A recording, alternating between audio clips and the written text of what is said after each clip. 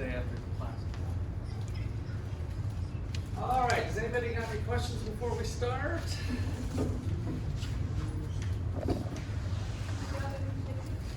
Any what?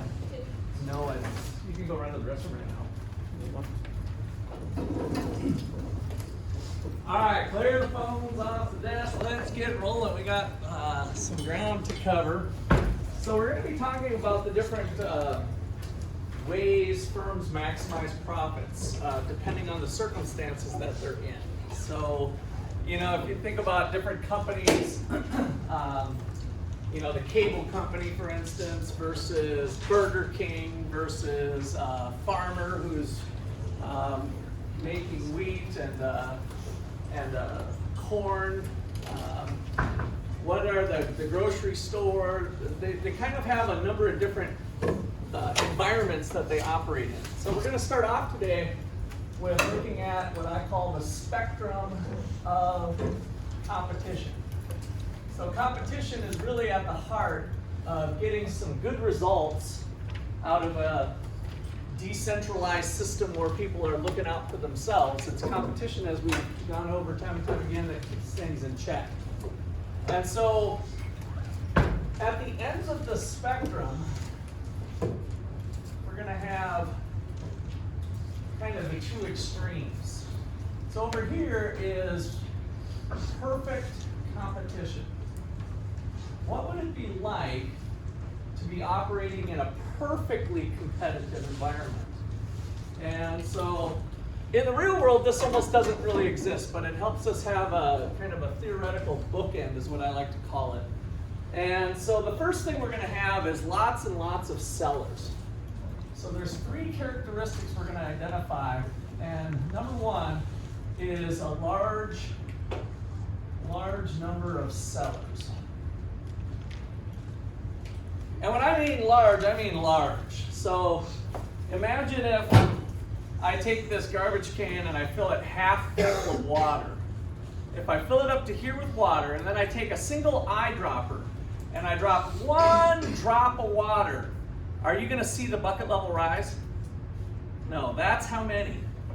So each producer is a drop of water in the bucket, relatively insignificant.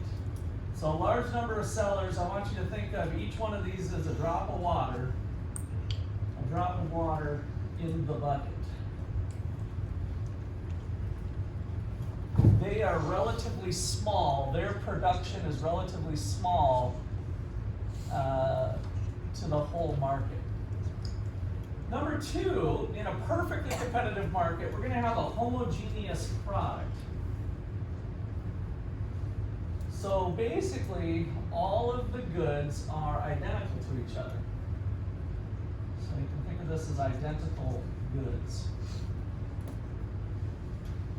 And sometimes we have this even on Amazon, right? If you go to buy some sort of retail good on Amazon, and there'll be multiple sellers selling the exact same good, right? Same packaging, same size, same everything, right? So there's a few different sellers selling identical goods. Agricultural products, we're going to kind of see a lot of this going on. One farmer's milk from his cattle is no different than another farmer's milk, right? Corn production, wheat, soybeans, pigs. So homogeneous product. So we got a large number, thousands of sellers selling an identical product. And then lastly, there is free entry and exit. So under this extreme circumstance, it's basically costless to start up a business or to get out of it. So we say free entry and exit. In general, as we start to kind of slide down the spectrum, we can just think of it being pretty easy to start a business, right? Pretty easy.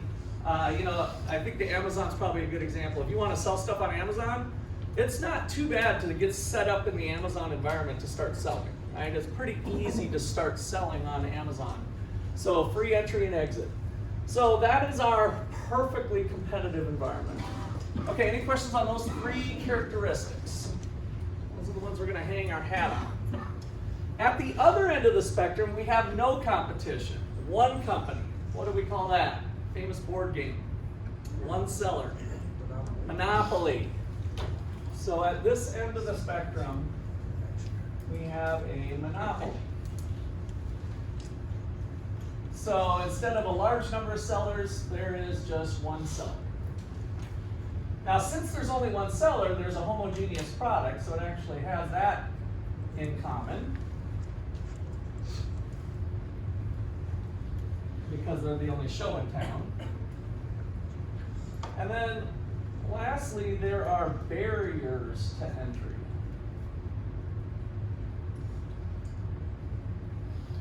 Something's causing people to not be able to compete with the seller. So it could be high cost. We'll list those out later, but there could be high cost, government restrictions, or other things that might be creating a barrier to entry. All right, so the real world pretty much lives in between. Even monopolies today don't really exist. But there can be some really dominant firms like Apple or Google, the Google search bar and stuff like that. But there's usually some available substitutes of some form, right? And so monopolies, even for the most part, don't truly exist in a perfect sense.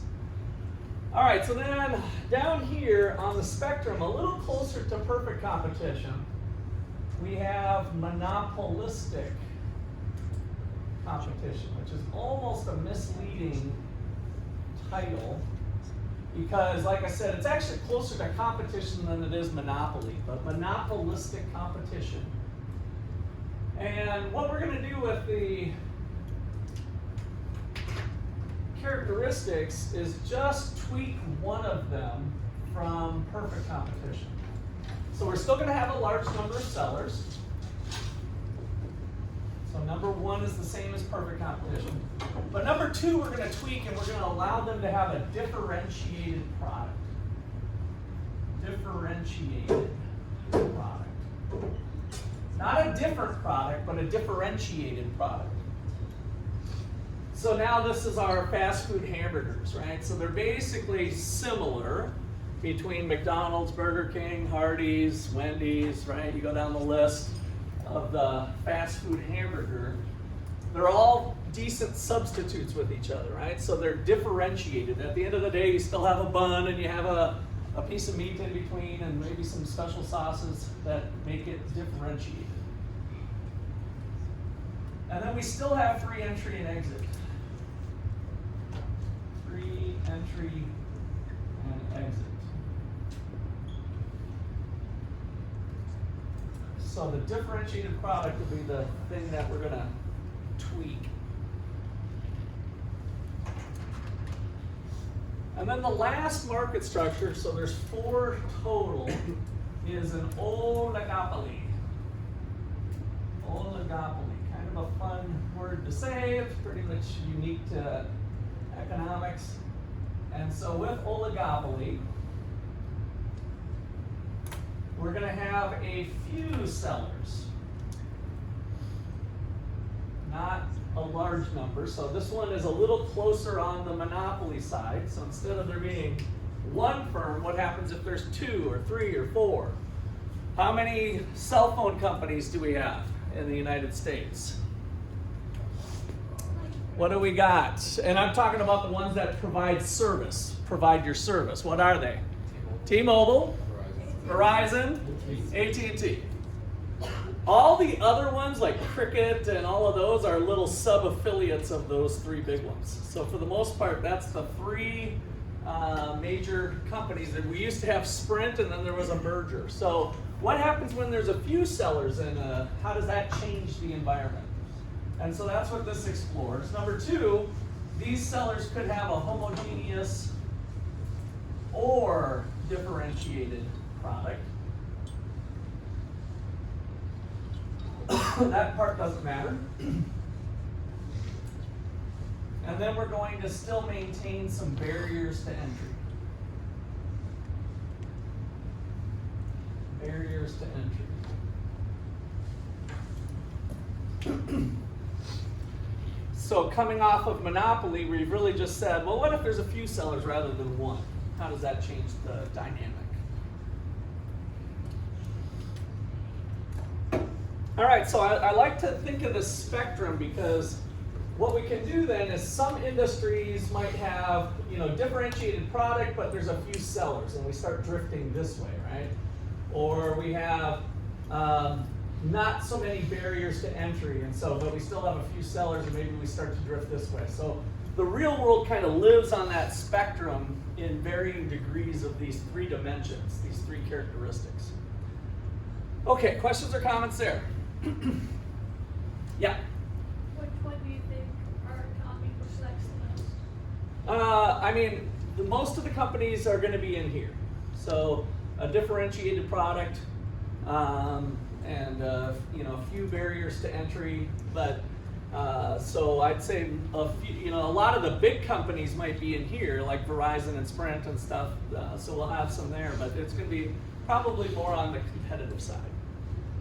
All right, so chapter 22 is perfect competition. So chapter 22, perfect competition. So that's where we start. And we're going to start this off right away by looking at it graphically. So draw two graphs side by side. The graph to the left is the graph we've been using kind of throughout the whole term so far. So maybe this is the corn market.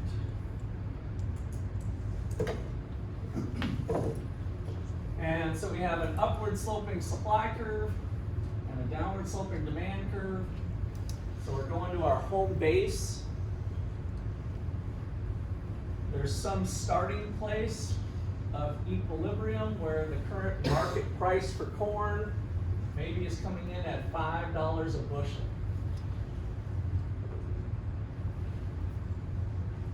And at $5 a bushel, there's thousands of sellers, thousands of farmers, and they're currently selling this many units of corn. Okay, so that's the same story as we've told since chapter 3. So if there's a increase in the demand for corn or a decrease in the supply of corn, then we'd have some movement over here, just like we did in chapter 3 and some of the other chapters. So this is where we add on for this chapter. Over here is Farmer Joe. Farmer Joe is one of the drops of water in the bucket. So we're going to put a little Q over here for Farmer Joe. And Farmer Joe is trying to decide how much corn to make. And so if Farmer Joe makes 10 bushels of corn, what price do you think he's going to get for his corn, his homogeneous product over here? If this is the market for corn nationally, how much should he expect to get for his corn if he brings it to market? Yeah, Seth? $6 or $7. How much? 6 or 7. So now, this is 10 bushels of corn, and this is 10 measured in millions. So this is 10 million bushels of corn. He's bringing 10 bushels of corn to market. So if he brings 10, so he's a drop of water in the bucket, right? So I'm trying to make his fraction of the overall market is very small. He's just one of many, many sellers. The current market price nationally is $5. So if he brings his 10 bushels of corn to the market to sell it, what do you think he's going to get? What should he expect to get? Seth, you're a little high with your 6 or 7. Anthony? $5, right? So $5. What if he tries to say, well, my corn's really good, $5.10. How much does he sell? 0. His corn is identical to any other farmer's corn. So somebody would be stupid to pay $5.10. It's identical. He's got no edge on anybody else. So we got identical products, thousands of sellers, and so if he produces 10 bushels of corn, he's going to expect to get $5. is the demand for his corn. Now, what if he doubles production and he goes and produces 20 bushels? He's doubling his production. Kind of a big deal for him. How much do you think he'll get for his corn now? $5. What if he triples production to 30? $5. $5, $5, $5, $5. And so Farmer Joe is a price taker. The demand curve for his corn is at the market price of $5. So the demand for his corn is perfectly, what would you say that is? Perfectly elastic or inelastic? Elastic. So it's perfectly elastic. And so the key point here is that Farmer Joe is what we call a price taker. A price taker. He takes the price that's given to him from the market. The market overall determines what the price is, and he takes it. He can sell as much corn as he wants all day long at the market price. All right, so what is the revenue generated by his corn? So we have a new marginal term, marginal revenue.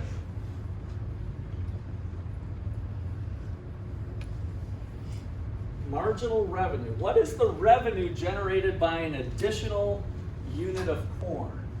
So maybe we should back up a second here and say, first of all, how does Farmer Joe maximize profits in the sense of how does he calculate his profits, I should say? What is the profit equation for Farmer Joe? The profit equation. That's the one that you guys should have right off the top of your head. Yeah. Total revenue minus total cost. Total amount of money in the cash register, total revenue minus total cost is the profit equation. And so now what Farmer Joe needs to do for decisions is to think, if I produce one more bushel of corn, what is the revenue generated? How much more money is in the cash register from one more bushel of corn? So imagine he was at 10. The question is, how much revenue would the 11th bushel generate for him? Does anybody know what it is? $5, good. So it's equal to the price, since it's just one unit. If I produce another bushel of corn, the 11th bushel will bring $5 into my company, right? So the change in total revenue from an additional unit is the marginal revenue. So marginal revenue in general is the change in total revenue from an additional unit of production. And so from a formula standpoint, we'd have the change in total revenue from the change in quantity. Maybe I'll put a big Q, doesn't really matter, but.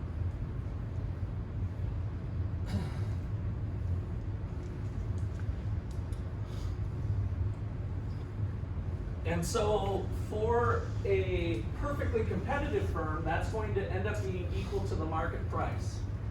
So for example, what is the marginal revenue?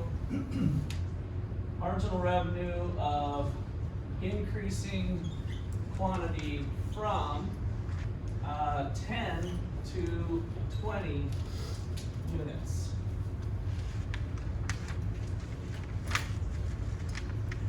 So following our formula, we can look at the total revenue at each. So add a quantity of 10 and 20. Let's make a little table here. What is my total revenue if he produces 10? The total amount in the cash register. 5 is the price, 50. So price times quantity is the total revenue. So remember, our total revenue is price times quantity. And so we get $5 times 20, or times 10, sorry. $5 times 10 equals $50. If I bump up production to 20, I'm still only at $5, but my revenues now are 100.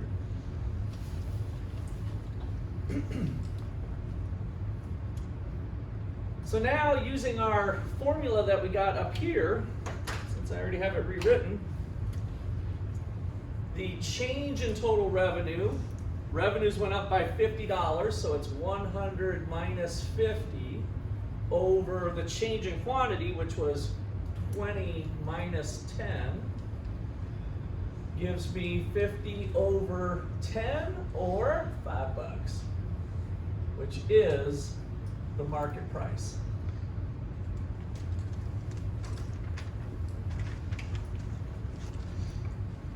So a couple different ways to skin the cat, but basically the revenue generated by the 17th unit, $5. 27th unit, $5. 30th unit, $5. The 7th unit, $5. $5. And so the marginal revenue curve lies right on top of the demand curve. The demand curve is also the marginal revenue curve. It's showing the revenue generated by an additional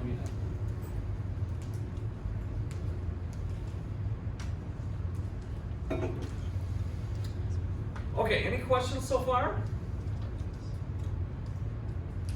All right, how about marginal cost? Well, Farmer Joe cannot escape the law of diminishing returns. Nobody can, that's why we call it the law. And so he's going to face a J-shaped marginal cost curve that we spent time on last week. And so I'm going to draw it so that it's bottoming out here at 10 and kind of go like this, and then cut through 20, and that'll be our marginal cost curve for this example.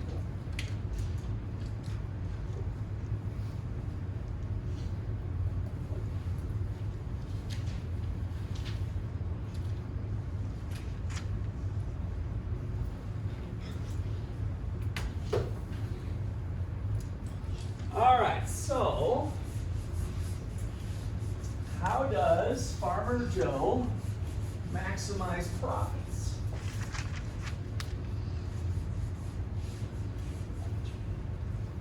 How does Farmer Joe maximize profit? How much should he produce given these numbers here? 10, 20, 30, or anything in between? 5 or 10, 25. So 20. Hearing some people say 20. 10 looks pretty good. Isn't that maximizing the distance between revenue and cost? So 10 looks pretty good. How many people say 10? Show of hands. Don't be bashful. Just want to kind of get a feel for the room here. How many people say 20? Okay, we got a few more hands with 20. Okay.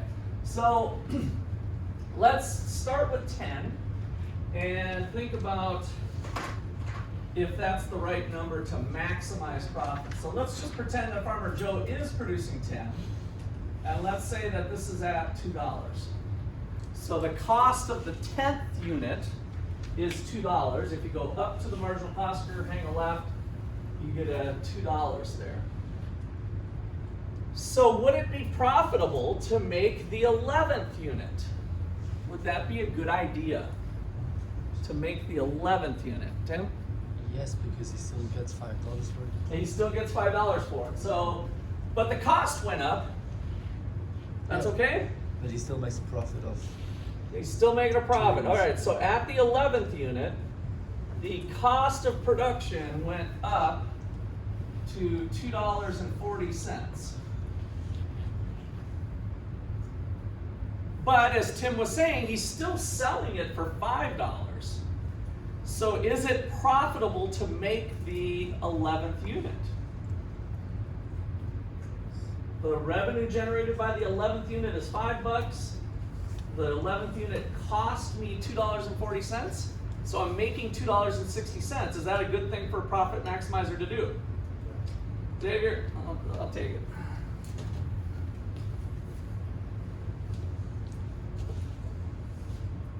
All right. I'll help you with your troubles of not being able to avoid it. It happens to the best of us. All right, so is it a good thing to make an extra $2.60 for a profit maximizer? Sure, right? So should you go to the 12th unit?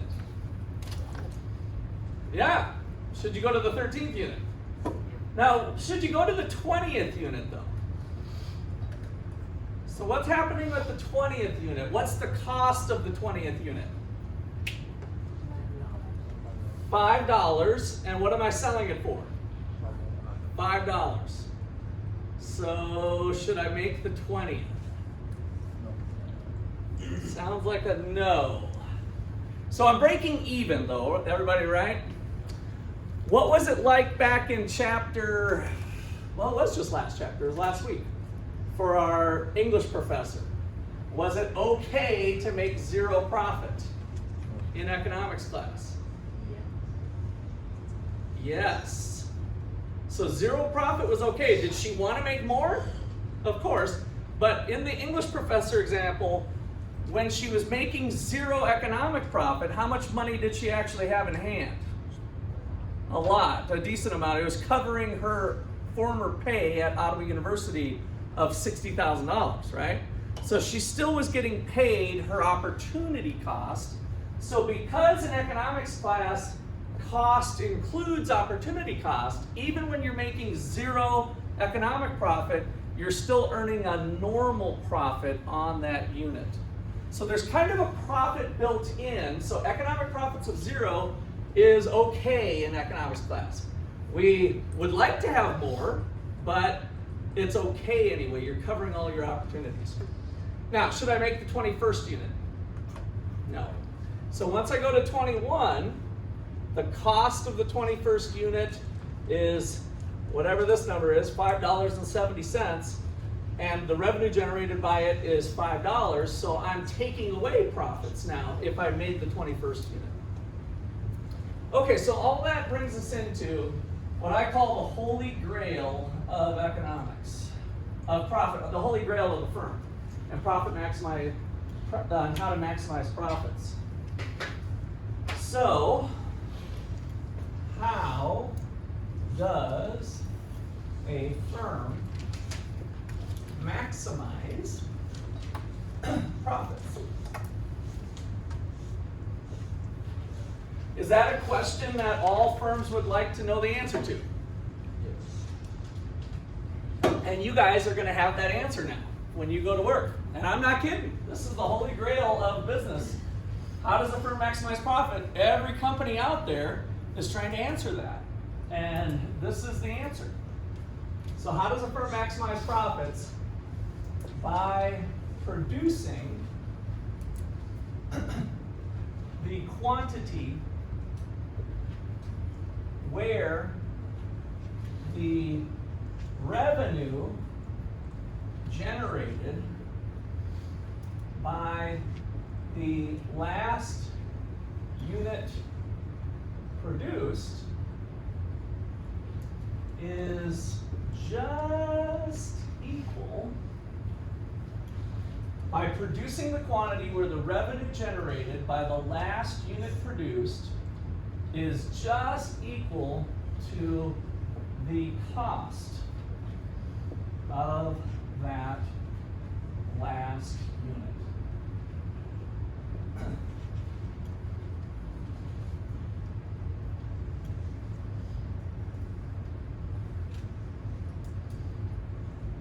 So in shorthand notation, produce Q star where marginal revenue equals marginal cost.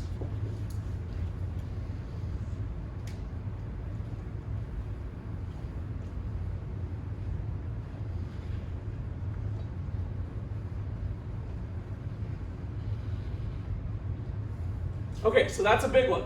That is how firms maximize profit. You guys have the keys to the kingdom now. You can go out and become fabulously rich or help your boss become rich, and hopefully you'll get a little share of that along the way. So how much money is this firm making? So this is what we were trying to maximize, total profit. And so we're saying produce 20 units. How much is the firm making? Can you show that graphically? So extra credit on the line here. Can anybody show that graphically? What was the question? The profit. What is the level of profit? So how much profit? How much is profit for Joe?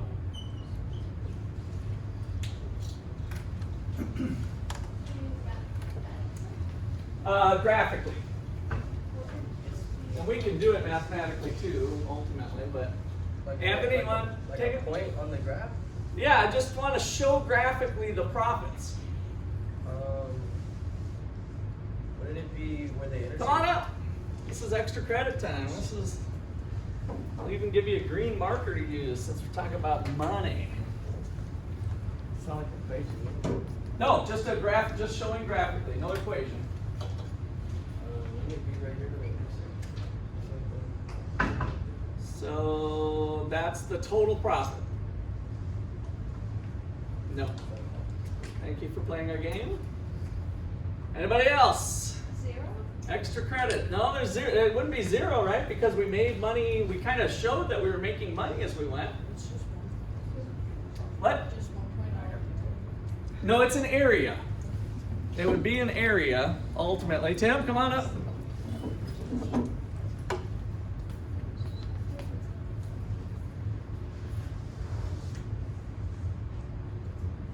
Okay. So, why'd you pick this area? Because it's the differential part between marginal revenue and marginal cost. So you're adding up all the units, right? So, Tim, that's the best guess you could give given what's drawn there, but it's wrong. But that's about the best guess. How many other people were thinking that? So that's your best guess, but that's actually producer surplus. So the reason this is such a big challenge is that we don't have enough information on the board actually to calculate what the total profit is. What cost curve is missing that would be awfully handy to have to calculate this? This is the formula, by the way, that we're trying to solve. What cost curve would be really handy to have graphed up here? Yeah. How much it costs to produce the Yes, so the total cost curve would be nice, right, to get this. And what other cost curve did we use that could be put on here from last week that would get you to where you want to be? What was the other cost curve that can help? So let's make sure you put this in your notes here. Profit equals total revenue minus total cost. Total revenue is price times quantity. And then if we wanted to look at cost per unit, what did we do to the total cost equation? If we wanted to look at cost per unit, total cost per unit, how did we did a simple little manipulation and generated a new curve that hopefully you guys will come to have off the top of your head. What did we do? Cost per unit. Well, if I make 100 units, if this number is $460,000 and I made 100 units, how would I make it on a per unit basis, the 460,000? Divide by 100, divide by Q. So the average total cost, right? So Another way to rewrite this equation is to say it's the average total cost per unit times the number of units. And then to simplify this equation, I can factor out the Q. Price minus average total cost per unit times quantity.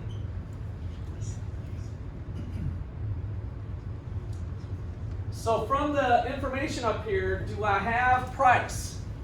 Do I have price? Yes. Yes. Do I have quantity? Yes. Yes. What's missing?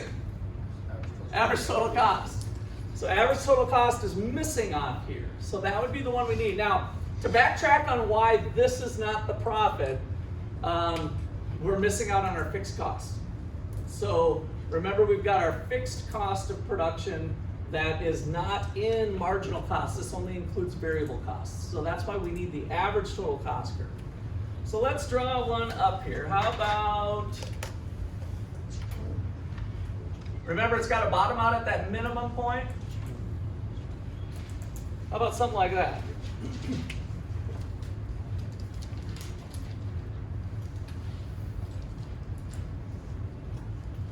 If that is our average total cost curve,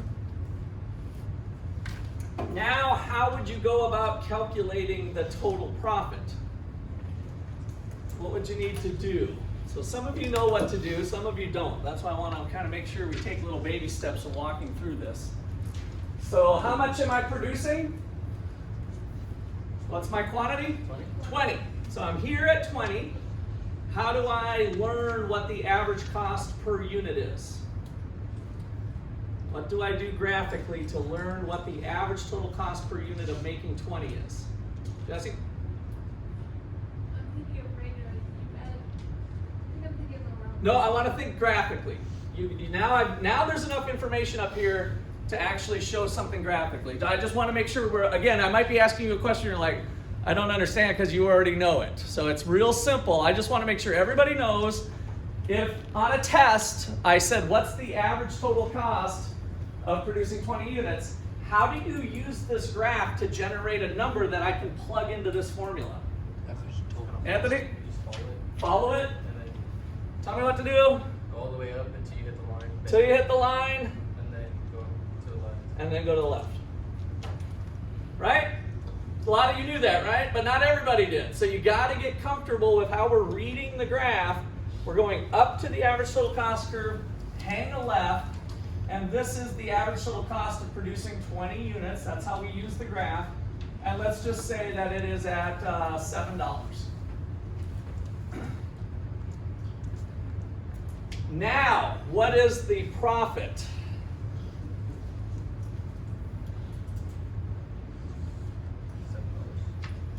$7? No. The profit? $2? No. Can I calculate it on my phone? No. This one we can do in our heads. I promise you. Plug and chug here. How many units am I producing? 20. What's this? 7. What's this number for P? 7. 5. 5 minus 7 is -2. -2 times 20 is -40. Nice holy grail.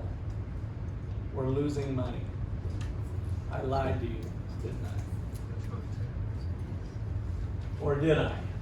So let's write that out first of all. So I'm going to just kind of continue this thought up here so I don't have to do too, I'll jump over to the other side of the board. But so profit equals 5 minus 7 times 20. Profit equals a -$40.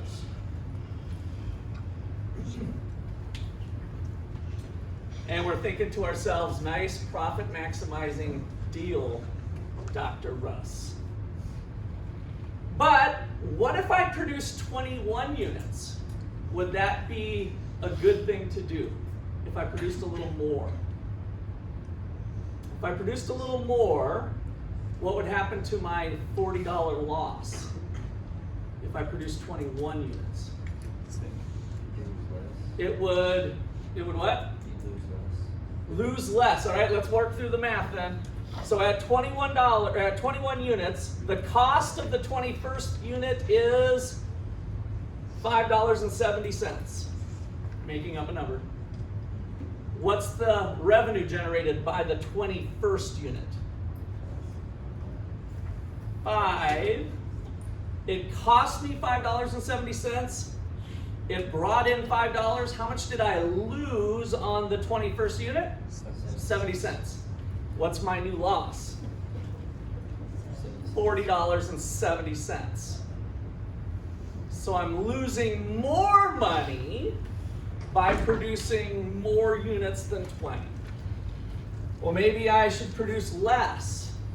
If I produce less and I reduce down to, I don't know, let's just pick 15 over here. If I drop down to 15 units, would it be a good idea to produce the 16th unit? Yeah, because the 16th unit brings in $5, it only costs me $3. I'm making $2, which would make my loss get smaller. So the Holy Grail is safe.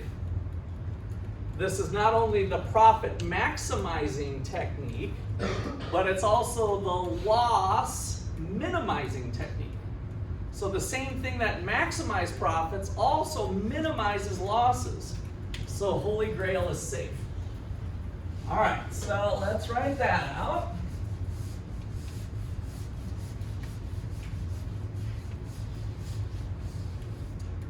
All right, so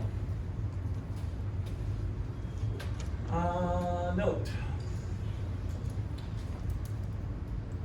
If you increase quantity more than 20, Joe loses more money. How do you spell quantity? Huh? How do you spell quantity? Don't worry about spelling. See me after class. Do your best. I will not grade. I will not mark you down on. Just put a Q. So if you produce more, you're going to lose more money. So that's number one. If you produce less, Joe will lose less by increasing quantity.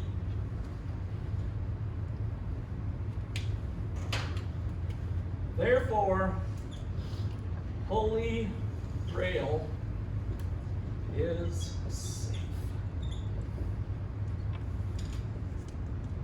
Maximizing profit is also equal to minimizing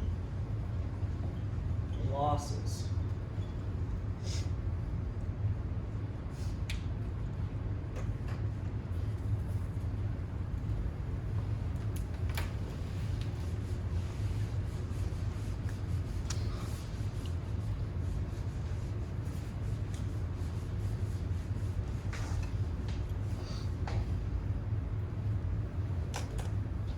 Okay, so this area, I don't know if, I hope you guys didn't do it, but you can kind of ignore it. I'm going to erase Tim's thing here, which is actually producer surplus, which is kind of similar to profit, but it's missing the fixed cost.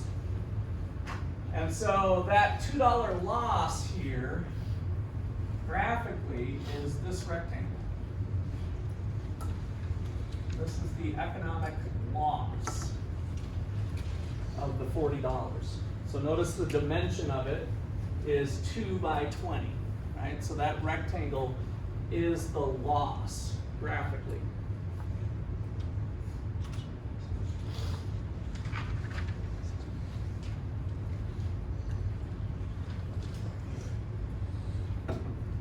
What signal's on? What signal is on in the market? Yeah, it's a profit, but it's a loss this time. Like leave. Leave. You suck. You suck. You suck. The you suck signal's out. Exit, exit, exit, exit, right? Not sustainable in the long run. So maybe you can ride out some losses for a while, but if this is the picture for the long run, there's going to be some exiting. What happens over here when some farmers start to exit? What happens over on the market side? Supply decreases. Supply decreases, good. So is that a shift to the left or to the right, Anthony? To the left. To the left, very good. So here we go. Supply is going to start to shift to the left. What's happening to the market price? It's going up. What's happening to the average farmer Joe's profits if market prices are starting to go up? What's happening to the loss? It's going down. So as this price goes up, this starts to go up, and our box starts to shrink. So now we're thinking about the market in a different way, kind of the dynamic process of how is the market going to correct itself. We know that losses are not sustainable in the long run, and so the market system is going to start to have firms exit. And so with exiting firms, the price will start to go up. And so if it goes up to $6, let's call it P2, then we have the box starting to shrink. So let's put on this little extra note here. So long run adjustment in the market when losses, economic loss, is with the average Joe. So I called this guy Farmer Joe for kind of fun to motivate a little bit of a story, but in general we're going to call him the representative firm. He's just one drop of water in the bucket. All the drops of water in the model here, we basically have identical farmers. And so this is saying that the average farmer is losing money. So long run adjustment when the market, when the economic loss is with the average Joe, there's going to be exit. The exit of firms leads to a decrease in the supply, a shift to the left.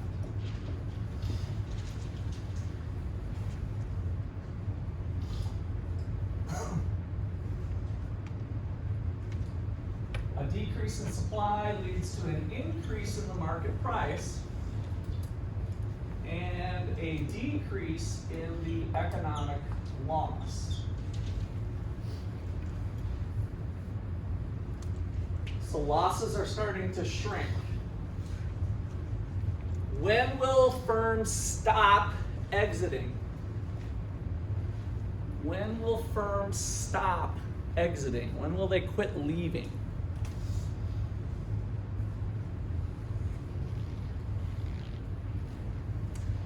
When will we come to an equilibrium? A place where things are again at rest. Simon? When marginal revenue equals average total cost. Okay, good. So when marginal revenue equals average total cost, that's right. That'll be here. And so you kind of even took a more detailed look, which I love, by the way. How much are economic losses when what you described happens? Zero. There are no losses, right? So the losses disappear. So what Simon said is correct. There's a couple things going on that I didn't want to mucky up our graph. But as the price starts to rise, notice that the farmer is producing more quantity. As it starts to go up, they're starting to recover.